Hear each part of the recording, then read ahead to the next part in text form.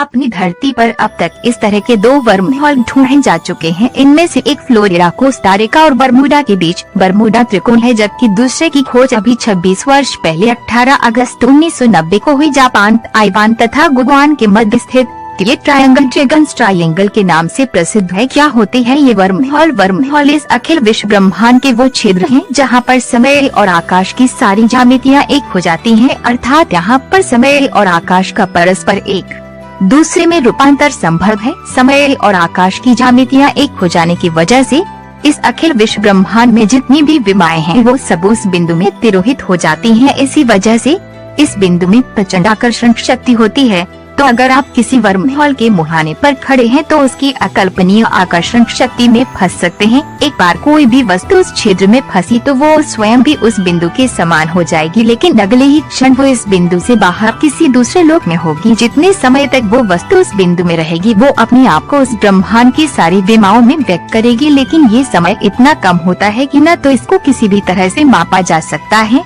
और न ही इस मानवीय शरीर से इसका अनुभव किया जा सकता है। अगर आप दुर्भाग्यवश इस वर्महॉल में फंस गए तो काल टाइम स्पेस की सारी ज्यामितियों के हो जाने की वजह से आपके साथ 2 संभावनाएं हो सकती है। या तो आप किसी बिल्कुल अद्भुत और अनजान लोक में पहुँचे, लेकिन वहाँ भी उसी समय में जी रहे होंगे जिस समय में आप जीते। अगर पृथ्वी लोक में होते तो ऐसा भी हो सकता है कि दूसरे लोक में भी आपको अपने आसपास अपने लोगों की आवाजें आ रही हो जो गायब होते वक्त आपके आसपास थे, लेकिन आप उनको देख नहीं पा रहे हैं क्योंकि आप उनसे इतर किसी दूसरे लोक में हैं। ऐसा इसलिए होता है कि वर्महॉल में फंसने की वजह आपके क्षेत्र या आकाश की ज्यामिति परिवर्तित हो गई, लेकिन आपके समय की ज्यामिति नहीं बदली। दूसरी संभावना ये है कि हो सकता है वर्महॉल में फंसने के बाद आप वापस उसी जगह पर हों, लेकिन आपकी अपनी दुनिया के लोग वहाँ नहीं। हालांकि हो सकता है जगह थोड़ी सी बदली सी लगे, लेकिन वास्तव में आप होंगे उसी जगह पर, लेकिन आपके अपने समय के संगी साथी वहाँ नहीं होंगे। ऐसा समय की ज्यामिति परिवर्तित होने से होता है, यानी आपके स्थान या आकाश की ज्यामिति तो वही रही लेकिन समय की ज्यामिति बदल गई। आप अपने ही लोग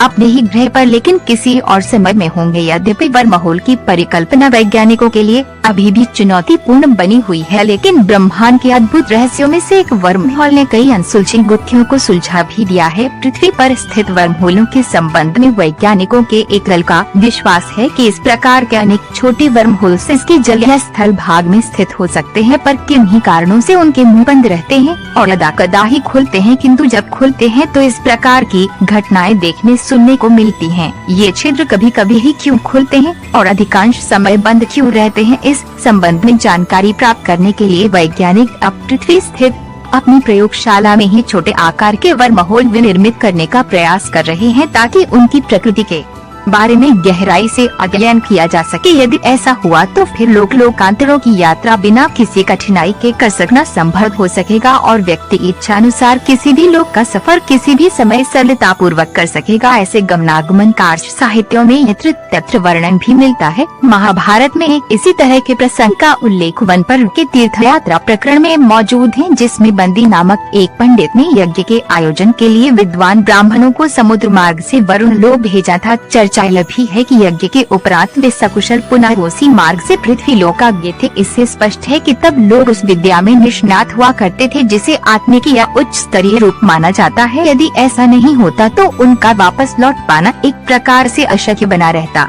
आज इसी अशक्यता के कारण ऐसी घटनाओं में व्यक्ति एक लोक से दूसरे में पहुंच तो जाता है पर फिर अपने पूर्व लोक में वापस नहीं आ पाता।